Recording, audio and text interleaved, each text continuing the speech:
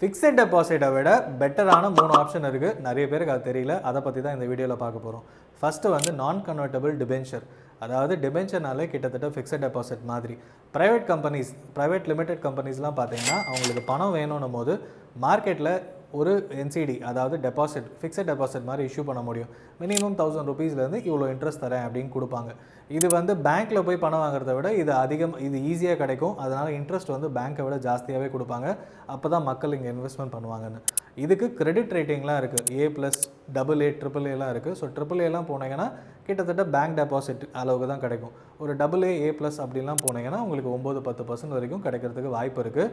இந்த கிரெடிட் ரேட்டிங்கை பார்த்து நீங்கள் இன்வெஸ்ட்மெண்ட் பண்ண ரெடினா நீங்கள் பண்ணலாம். இதுவுமே RBI அப்ரூவ் பண்ணால் மட்டும்தான் இது வாங்க முடியும் அந்த கம்பெனிஸால். அதே மாதிரி ரெண்டாவது ஆப்ஷன் பார்த்தீங்கன்னா government bonds and private bonds. Government bonds வந்து இந்த கேரளா கவர்மெண்ட், உத்தரப்பிரதேஷ் கவர்மெண்ட், இந்த மாதிரி ஸ்டேட் கவர்மெண்ட்ஸ்லாம் வந்து அது மட்டும் இல்லாமல் இந்தியன் கவர்மெண்ட்டும் பாண்ட்ஸ் இஷ்யூ பண்ணுவாங்க.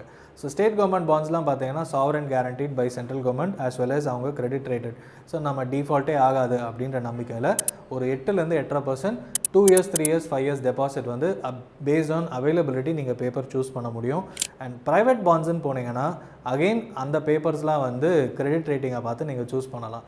அதுவுமே வந்து 2 years 3 years 5 years bond paper பார்த்து கிரெடிட் ரேட்டிங்கை பார்த்து ரிஸ்க் உங்களுக்கு எடுக்கிறதுக்கு ஓகேன்னா அதிகப்படியான ரிட்டர்ன்ஸ் வேணும்னா நீங்கள் ஜங்க் பாண்ட்ஸ்ன்னு சொல்லுவாங்க. அதெல்லாம் ஜங்க் பாண்ட்ஸ் அவாய்ட் பண்ணிவிட்டு ஏ கேட்டகரியில் இருக்கிற பாண்ட்ஸை எடுத்திங்கன்னா கண்டிப்பாக 8 to 9 to 10% வரைக்கும் கிடைக்கிறதுக்கு வாய்ப்பு இருக்குது.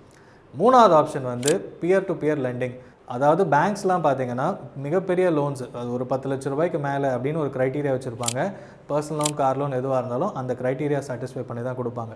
இந்த P2P லெண்டிங்லாம் பிளாட்ஃபார்ம்ஸ்லாம் பார்த்தீங்கன்னா RBI அப்ரூவ்டு. RBI வந்து இவங்களை NBFC அப்படின்னு சொல்கிறாங்க.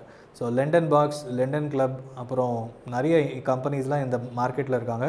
10%லேருந்து 18% வரைக்கும் இவங்களால கொடுக்க முடியுது. 1 yearலேருந்து 3 years வரைக்கும் நீங்கள் டெபாசிட் பண்ணுறதா இருந்தால் இந்த பிளாட்ஃபார்மை நீங்கள் சூஸ் பண்ணலாம். ரெகுலர் ரிட்டர்ன்ஸாக கிடைக்கும். ஸோ இந்த 3 ஆப்ஷன் உங்களுக்கு இன்வெஸ்ட்மெண்ட் பண்ணணும்னா கூகுள் ஃபார்மை சப்மிட் பண்ணுங்கள்.